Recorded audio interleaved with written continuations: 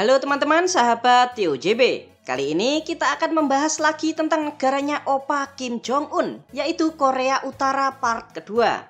Kita tahu jika Korea Utara merupakan salah satu negara yang sangat kuat. Negara ini bahkan memiliki senjata nuklir teman-teman. Nah, beberapa waktu yang lalu, Kim Jong Un mewanti-wanti Amerika untuk tidak ikut-ikutan perang melawan Iran. Bisa saja, Korea Utara ini bakalan ikut perang mendukung Iran jika negara sahabatnya itu diserang besar-besaran. Iran dan Korea Utara memang dikenal sebagai sahabat sejati. Bahkan, satu-satunya masjid yang berdiri di Korea Utara yang membangun itu adalah pemerintah negara Iran. Loh, bagaimana ceritanya, Min? Iran dan Korea Utara bisa menjadi sahabat? Kita juga akan eksplor kota Pyongyang yang sangat mempesona. Korea Utara ternyata tidak seudik yang kita kira, teman-teman. Di sini transportasinya bahkan lebih maju ketimbang negara-negara yang berkembang. Padahal Korea Utara dinobatkan sebagai negara yang miskin. Kalian mau tahu fakta apa saja yang ada di sini? Yuk, ikuti Pak Imin menjelajahi Korea Utara. Sambil nonton, minum kopi TOJB lebih enak cuy. Silahkan kalau mau beli, bisa langsung cek di Shopee. Mari kita berangkat. Kembali lagi di channel TOJB, channel yang mungkin bisa menambah wawasan dan informasi yang mungkin belum kalian ketahui. Dari bukti arkeologis, wilayah Korea ternyata telah dihuni oleh manusia sekitar tahun 8000 sebelum Masehi. Selanjutnya, pemerintahan awal dimulai pada saat berdirinya kerajaan Gojoseon pada tahun 2333 sebelum Masehi. Lalu ditaklukkan oleh dinasti Han di Cina dengan pembentukan 4 komando Han pada sekitar abad kedua sebelum Masehi. Selanjutnya, Korea dikuasai oleh 3 negara, yaitu Goguryeo yang didirikan pada tahun 37 sebelum Masehi, Baekje yang didirikan tahun 18 sebelum Masehi, serta Silla yang didirikan tahun 57 sebelum Masehi. Ketiga kerajaan ini lalu saling berperang satu sama lainnya untuk berebut wilayah. Ratusan tahun mereka berperang, ketiga kerajaan ini akhirnya bisa disatukan oleh kerajaan Silla pada tahun 668. Sayangnya, pada tahun 889, Korea kembali pecah menjadi 4 kerajaan, yaitu kerajaan Silla, Balhae, Goguryeo, dan Baekje. Lalu perang lagi tuh 4 kerajaan ini teman-teman, hingga akhirnya pada tahun 918, seluruh kerajaan ini berhasil disatukan lagi, kali ini oleh kerajaan Goguryeo, lalu berubah menjadi Goryeo. Lalu pada tahun 1270, setelah kekalahannya melawan invasi dari Kekaisaran Mongol, Goryeo resmi menjadi bawahan dinasti Yuan hingga tahun 1356. Baru 36 tahun merdeka dari Mongol, pada tahun 1392 Goryeo runtuh dan digantikan oleh dinasti Joseon. Baru 9 tahun berdiri, Joseon sudah mendapatkan serangan dari dinasti Ming Cina. Joseon kalah dan akhirnya menjadi bawahan dari dinasti Ming Cina pada tahun 1401. Selanjutnya dinasti Ming digantikan oleh dinasti Qing pada tahun 1636. Praktis, Joseon juga menjadi negara bawahan lagi. Joseon lalu memerdekakan diri dari dinasti Qing pada tahun 1895, 2 tahun setelah kemerdekaannya, yaitu pada tahun 1897, dinasti Joseon namanya diubah menjadi Kekaisaran Korea. Tapi nggak lama kemudian, pada tahun 1905, Kekaisaran Korea ini kembali menjadi negara bawahan. Kali ini di bawah Kekaisaran Jepang. Jepang lalu membubarkan Kekaisaran Korea pada tahun 1910 dan secara resmi mencaplok Korea sebagai wilayahnya. Wilayah Korea ini dijajah oleh Kekaisaran Jepang ini cukup lama teman-teman, dari tahun 1910 hingga kekalahan Jepang pada Perang Dunia Kedua pada tahun 1945.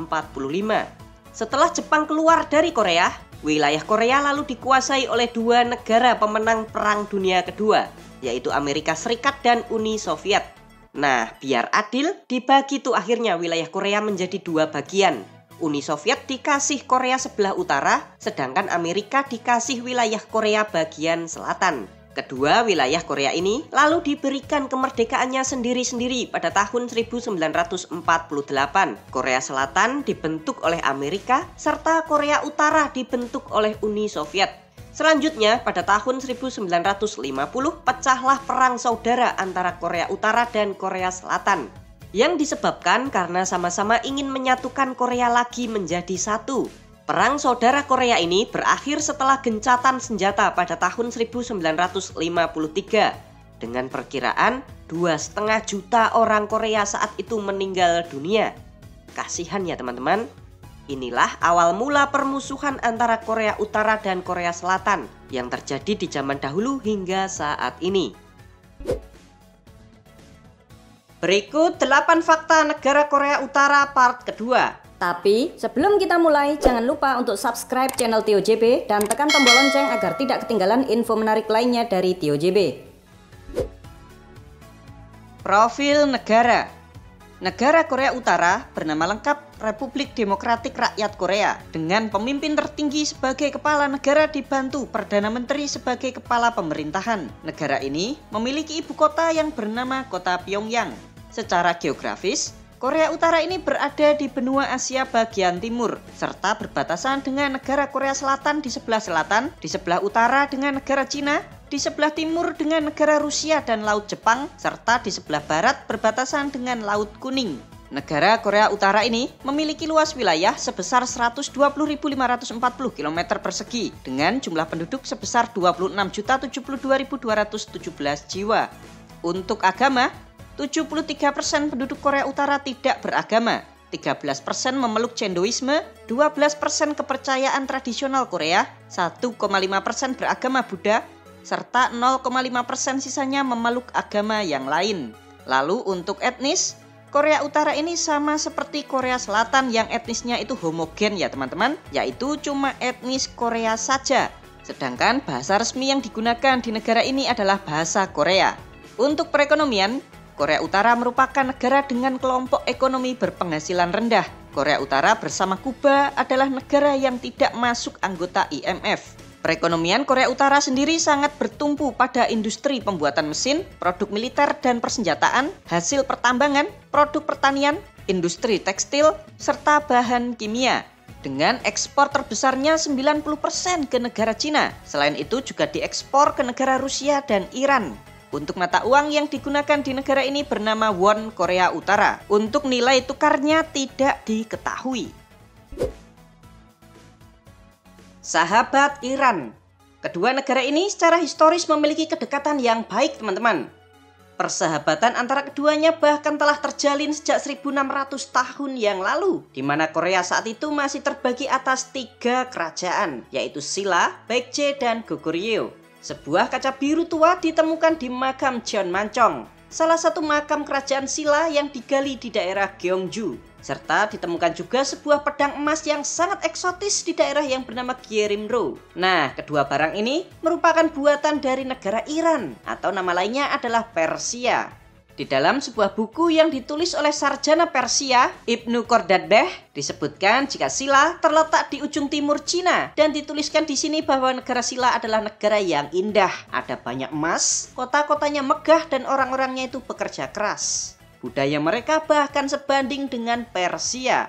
Tuh, jadi sejak zaman dahulu tuh, Iran sama Korea Utara ini sudah sahabatan teman-teman. Nah, pada saat zaman modern, saat Iran masih bernama Kerajaan Iran, hubungan keduanya ini terputus. Karena Kerajaan Iran saat itu bersekutu dengan blok barat pimpinan Amerika. Serta memiliki hubungan yang dekat dengan Korea Selatan. Namun setelah adanya revolusi Islam di tahun 1979, Kerajaan Iran digulingkan dan digantikan dengan Republik Islam Iran, pimpinan Khomeini. Sejak saat itulah, Iran itu kembali bersahabat lagi dengan Korea Utara. Korea Utara bahkan membantu Iran kirim peralatan medis dan persenjataan saat pecah perang Iran melawan Irak di tahun 1980. Patut kalian ketahui jika sejak tahun 1980, Korea Utara adalah salah satu negara pemasok persenjataan terpenting bagi negara Iran. Korea Utara juga membantu Iran untuk pertukaran teknologi nuklir, serta kerjasama untuk pelatihan tentara.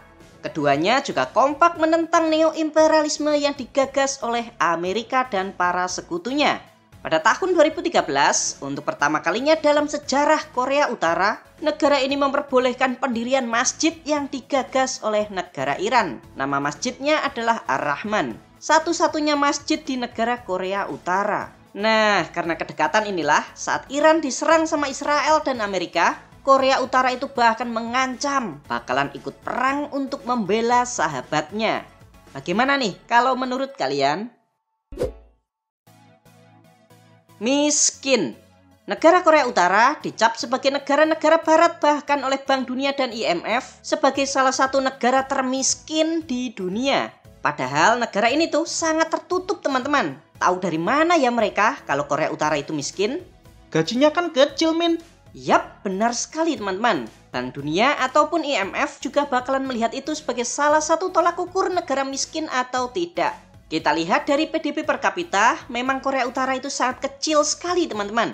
PDB per kapita itu gampangnya itu pendapatan rata-rata masyarakat per tahun di suatu negara. Nah, PDB per kapita di negara Korea Utara itu hanya 640 US dollar per tahun atau sekitar 10,5 juta rupiah per tahun. Tuh, kecil banget kan? Kalau Indonesia berapa, Min? Kalau Indonesia, PDB per kapitanya itu 5.027 US dollar per tahun atau sekitar 83 juta rupiah per tahun. Sekarang pertanyaannya, apakah ada di antara kalian yang memiliki gaji 83 juta rupiah satu tahunnya? Kalau per bulan, ya kira-kira gajinya itu 6,9 juta rupiah per bulan. Tuh, ini pendapatan rata-rata orang Indonesia teman-teman. Dari data lain menyebutkan, gaji rata-rata di negara ini berkisar antara 5.000 sampai 10.000 won per bulan. Beli beras 1 kilo di sini, harganya tuh sekitar 5.000 won per kilo loh ini. Loh. Mana bisa penduduknya hidup, Min, kalau cuma bayaran cuma segitu? Bisa, teman-teman. Para penduduk di Korea Utara itu bekerja bukan untuk mencari uang, namun untuk mencari kehidupan. Seluruh perusahaan yang ada di sini dimiliki atau terafiliasi dengan pemerintah. Jadi nggak ada tuh perusahaan yang sepenuhnya swasta di negara Korea Utara. Nah, para pekerja meskipun dibayarnya itu sangat rendah, mereka itu secara rutin diberikan makanan dan bahan makanan untuk kebutuhan sehari-hari. Misalnya nih, para pekerja mendapatkan 700 sampai 900 gram sereal setiap hari. Ditambah bahan makanan pendamping yang tiap hari itu berganti-ganti. Seperti daging, kubis, apel, ikan, minyak goreng, dan lain sebagainya. Jika para pekerja itu mampu bekerja dengan baik, maka pemerintah juga akan memberikan bonus uang yang dirupiahkan itu senilai 800.000 rupiah sampai 1,2 juta rupiah per bulan. Patut kalian ketahui jika Korea Utara, masyarakatnya itu tidak ditarik pajak sepeser pun. Korea Utara menjadi satu-satunya negara di dunia ini yang tidak mengenakan pajak terhadap masyarakatnya. Sebagai gantinya, penduduk di negara Korea Utara tidak diperbolehkan untuk menganggur, terutama yang laki-laki. Pengangguran di sini bisa dijatuhi hukuman, teman-teman. Jadi di negara ini tuh, orang nganggur adalah kejahatan. Beda kan kalau di Konoha, malah sulit cari kerja.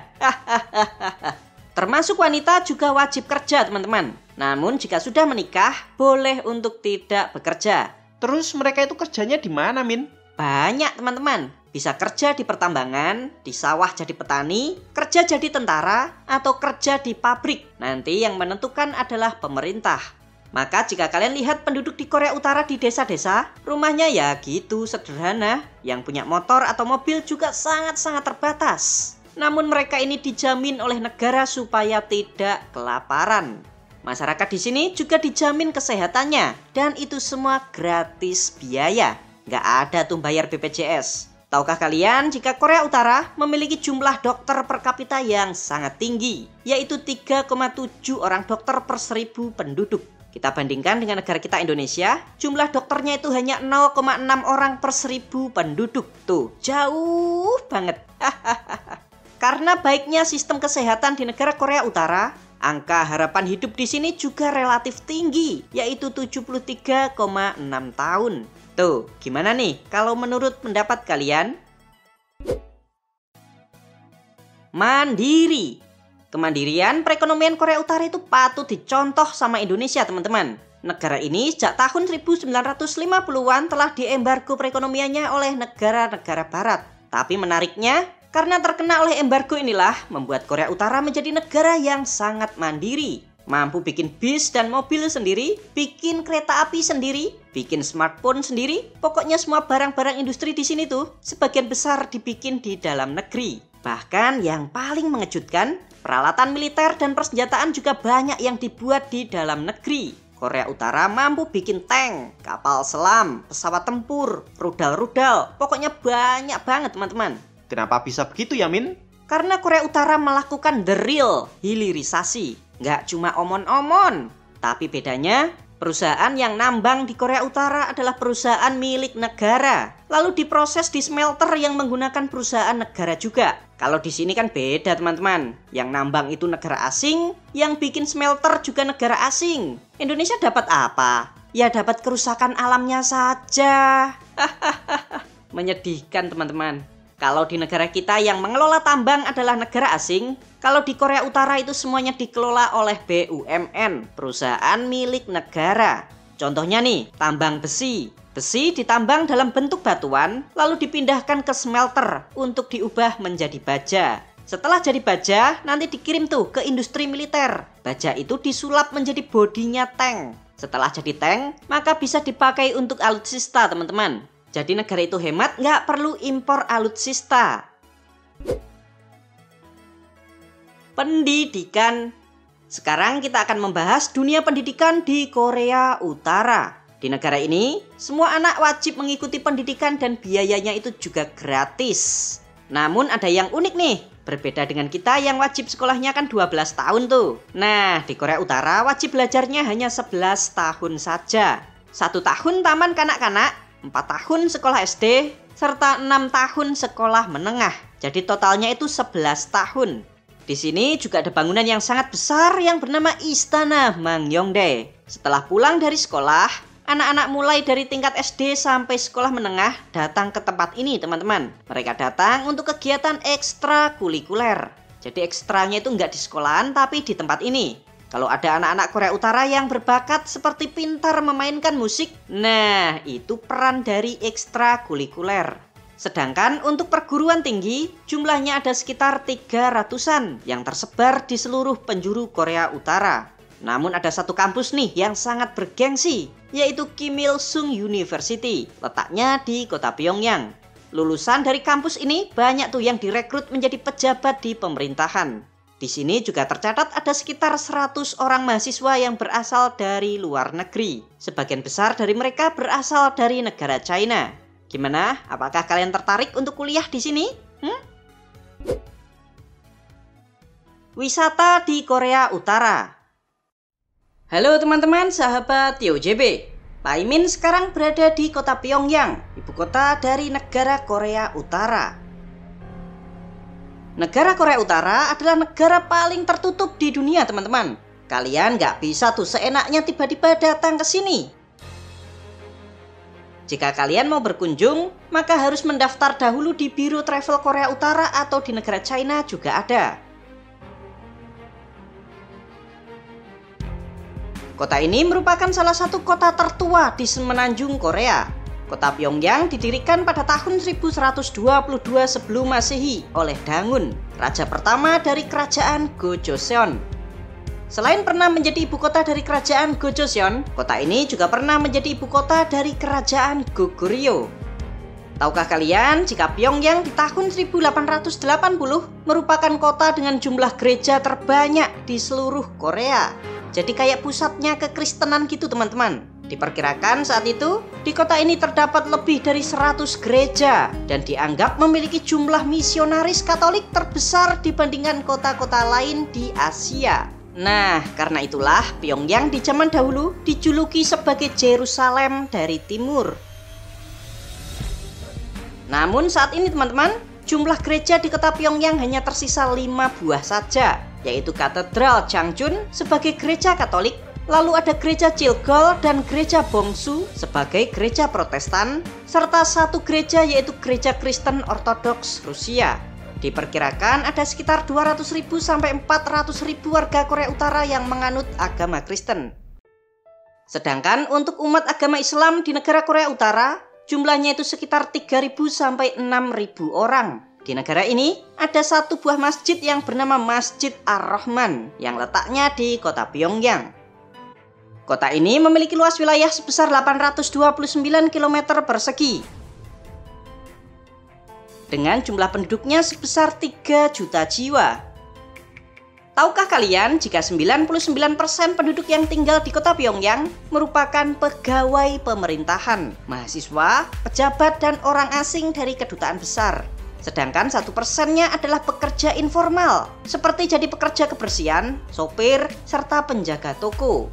Karena itulah di kota Pyongyang nggak ada tuh yang namanya pemukiman kumuh, apalagi rumah-rumah liar yang berdiri di atas sungai, seperti di negara kita Indonesia. Gimana teman-teman? Cukup maju juga kan kotanya?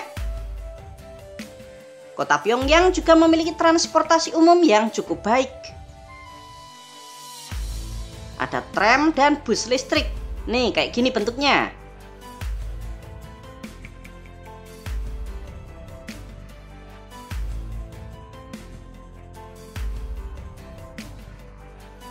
Ada juga kereta MRT teman-teman yang bernama Metro Pyongyang.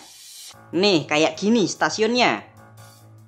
Kayak jadul, ya emang jadul sih. Karena jaringan kereta MRT Pyongyang ini telah dibangun sejak tahun 1965. Jadi kelihatan tua banget. Tercatat ada 2 jalur MRT di kota Pyongyang ini dan memiliki 16 stasiun. Tahukah kalian jika MRT Pyongyang merupakan MRT termurah di dunia? Biaya naiknya hanya 5 won Korea Utara. Kalau dirupiahkan sekitar 400 rupiah. Wow, murah banget cuy. Nih, keretanya juga sangat vintage banget teman-teman.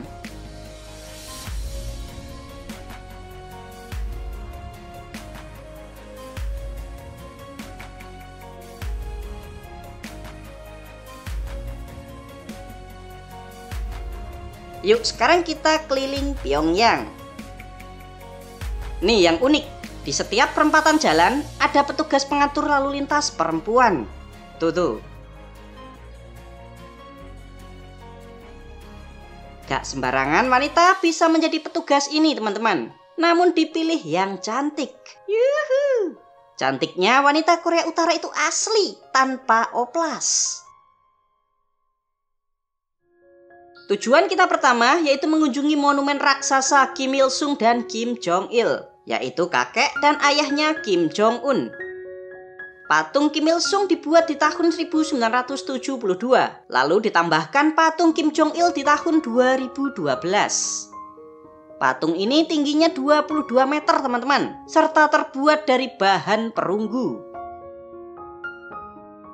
Semua pengunjung yang datang ke sini wajib untuk membungkukkan tubuh sebagai tanda penghormatan. Bahkan, para warga lokal juga turut memberikan bunga. Ada aturan foto juga teman-teman. Kalian juga bisa foto tempat ini, tapi kalian wajib memfoto keseluruhan patung. Jadi nggak boleh kalau fotonya cuma separuh badan patung. Berikutnya kita akan datang ke Munsu Water Park, taman wisata air terbesar di Korea Utara. Tempat ini memiliki luas 15 hektar dan dibangun di tahun 2013 yang lalu.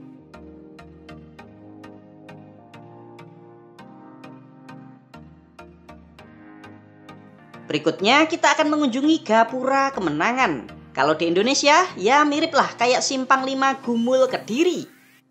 Gapura besar ini dibangun untuk mengenang jasa pahlawan pejuang Korea yang bertempur melawan penjajah Jepang dari tahun 1925 sampai 1945, serta untuk menghormati bapak pendiri bangsa yaitu Kim Il Sung, tinggi kedua di dunia setelah Monumento a la Revolution di negara Meksiko.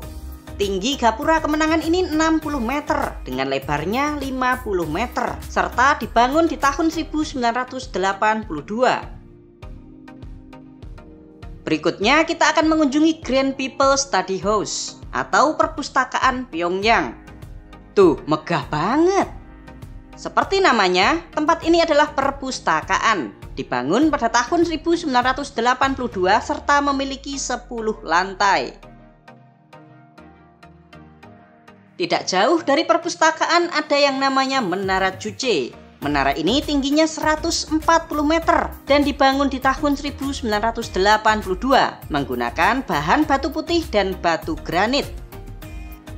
Menaranya ini mirip kayak Monas ya teman-teman. Pengunjung bisa masuk dan naik lift ke atas. Gimana teman-teman? Apakah kalian tertarik untuk liburan ke kota Pyongyang? Untuk biaya tur ke sini sudah include tiket pesawat pulang pergi Beijing Pyongyang, akomodasi hotel selama 5 hari, transportasi, pemandu wisata, serta makan sehari 3 kali. Biayanya sekitar 23 juta rupiah per orang.